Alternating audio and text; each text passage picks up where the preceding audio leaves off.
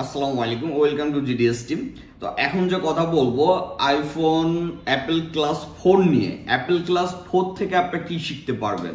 Apple class 4 থেকে আপনি যেটা শিখতে পারবেন সেটা হচ্ছে আইফোন এনাবল টু অ্যাক্টিভ। এই যে আইফোন 5s এর যে প্রবলেমটা, এটা আপনি কিভাবে সমাধান করবেন খুব সহজেই আপনি এই ক্লাসটি দেখে শিখতে পারবেন।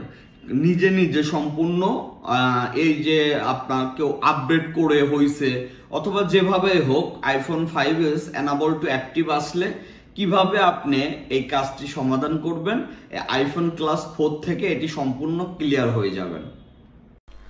আসসালামু আলাইকুম, ওয়েলকাম টু জিডিএস টিম। তো এক নজরে দেখে নেন আপনার ক্লাসটা কিভাবে দেখবেন। সরাসরি gdsrom.com এ চলে আসবেন। আসার পরে দেখবেন এই যে ক্লাস জিডিএস টিম প্রো একটা অপশন, একটা ফোল্ডার পাবেন। এখানে ক্লিক করবেন।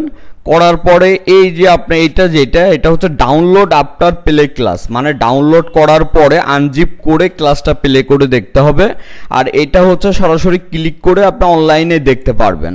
তো অনলাইনের এখানে আমরা ক্লিক করলাম, করার পরে আমরা আইফোনে চলে আসলাম।